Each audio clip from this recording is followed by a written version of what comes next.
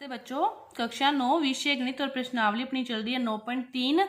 इसके 7 तक के क्वेश्चन अपने पहले हल कर चुके हैं। 8वें क्वेश्चन से आगे के क्वेश्चन अपने हल करने हैं। अपने को क्या दे रखा है कि जो एक्स वाई है, एक्स वाई त्रिभुज ए बी सी की भुजाओं के समांतर रेखा बी सी के समांतर रेखा है। बी ई क्या है? बी ई समांतर है ए सी के, और बी एफ क्या है? समांतर है सी एफ समांतर है ए बी के। एक्स वाई को क्रमशः ई और एफ पर यह क्या है? मिलती है। ठीक है, बाहरी बिंदु है, इन पर मिलती है। एरिया ऑफ ए बी अपने को दर्शाना है कि area of A C F है। अपने चतुर्भुज की बात करें कि चतुर्भुज B C F X, B C F, अपने चतुर्भुज की बात करें, देखो बी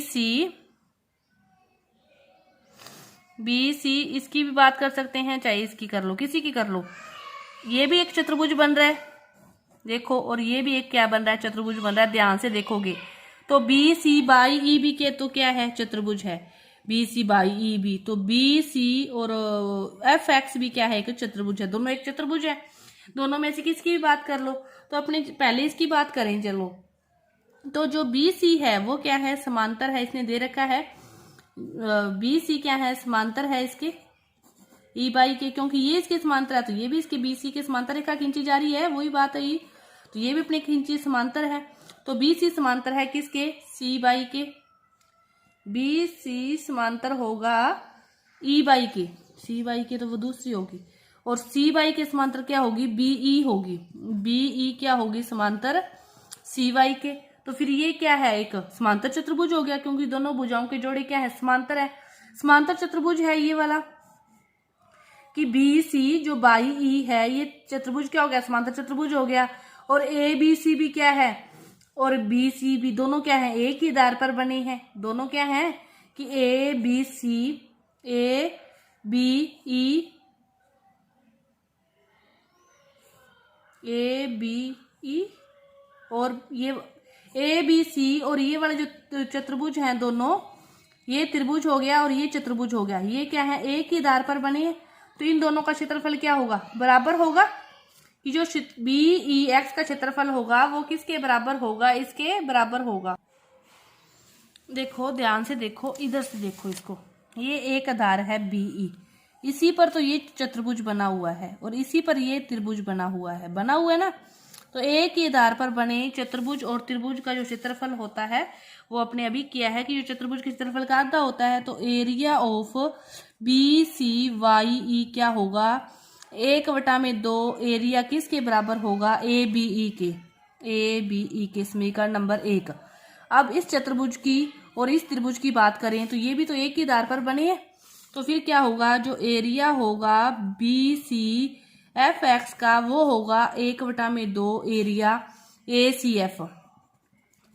एफ, समीकरण नंबर 2। ठीक है, अब देखो, अब ये दो चतुर्भुज बराबर आ रही है, तो अपना प्रूव करने वाला ए बी ई और ए सी एफ आ गया। तो ये दोनों चतुर्भुज भी तो क्या है? एक ही आधार पर बने हैं।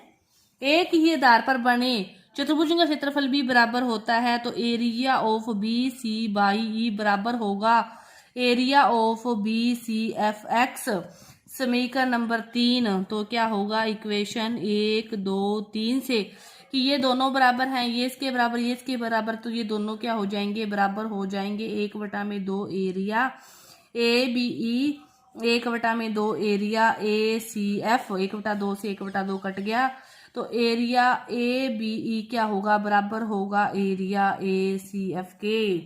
यही हमें क्या करना था? प्रूव करना था।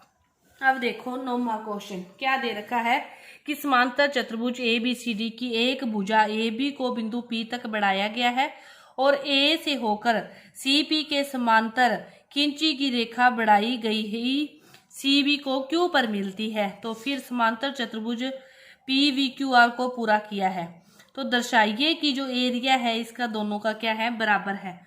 तो अब देखो, अपने इसको कर लिया पूरा। अब अपने को जो प्रूव करना है, चतुर्भुज ए बी सी डी, ये वाला चतुर्भुज हो गया ए बी सी डी, और पी वी क्यू आर, ये वाला हो गया। तो इन दोनों को प्रूव करने के लिए पहले अपने चतुर्भुज को प्रूव करने से पहले अपने त्रिभुज को लेके फिर उनका ऐड जोड़ घटाव करके देखेंगे। तो अपने सबसे पहले चतुर्भुज लेते हैं। त्रिभुज ले लिया ए सी क्यू, एक त्रिभुज ले लिया ए सी क्यू और दूसरा ले लेते हैं ए पी क्यू और ए सी क्यू। ये दोनों त्रिभुज क्या है, एक ही आधार पर बने हैं, तो दोनों का क्षेत्रफल क्या हो जाएगा, बराबर हो जाएगा। कि त्रिभुज कौन से ले लिए, ए सी क्यू और दूसरा त्रिभुज अपने लिया ए पी क्यू। ये दोनों त्रिभुज क्या है, एक ही आधार पर बने हैं, तो area of A C Q क्या होगा, बराबर होगा area of A P Q के। समीकरण नंबर 1 लिखनी है तो लिख दो, दोनों एक ही आधार पर बने हैं। अब दोनों में से देखो ए बी क्यू को घटा दे, ए बी क्यू को दोनों में से घटा दे तो ये बच जाएगा, इसका नीचे वाला पार्ट बच जाएगा। देखो दोनों में से घटाते हैं किसको, एरिया ऑफ घटाते हैं ए बी क्यू का, तो area of A C Q में से गया area A B Q, area of A P Q में से गया एरिया ए बी क्यू। अब देखो ए सी क्यू तो ये था, इसमें से ये कम हो गया तो बचा क्या, एरिया ए बी सी का बचा। अब ये था ए पी क्यू, इसमें से ये गया तो एरिया किसका बच गया, एरिया बच गया पी बी क्यू का, एरिया बच गया अपने पास पी बी क्यू का। ये अपने घटा के लिख लिया, ना लिखें घटा के, इसको देखें ढंग से दोबारा से। घटा के लिखना है तो इसको भी आगे हल हो जाएगा। चलो एक घटा के लिख लिया तो इसी से हल करते हैं आगे। अब ए बी सी क्या है, ए बी सी क्या है, ए बी सी डी का और ए बी सी एक ही आधार पर बने हैं दोनों, तो अपने अभी ऊपर तक करते आ रहे हैं कि एक ही आधार पर बने हैं, तो ये त्रिभुज है तो इसका क्या होगा, चतुर्भुज का क्षेत्रफल क्या होगा, चाहे इसको किसके बराबर लिख सकते हैं अपने 1/2 area A B C D. इसी तरह पी वी क्यू बी, और ये भी एक ही आधार पर बने हैं तो इसको भी क्या लिख सकते हैं, P B Q R, P B Q R. Area दोनों बराबर हो गए, area of A B C D क्या हो गया, बराबर हो गया area of P B Q are.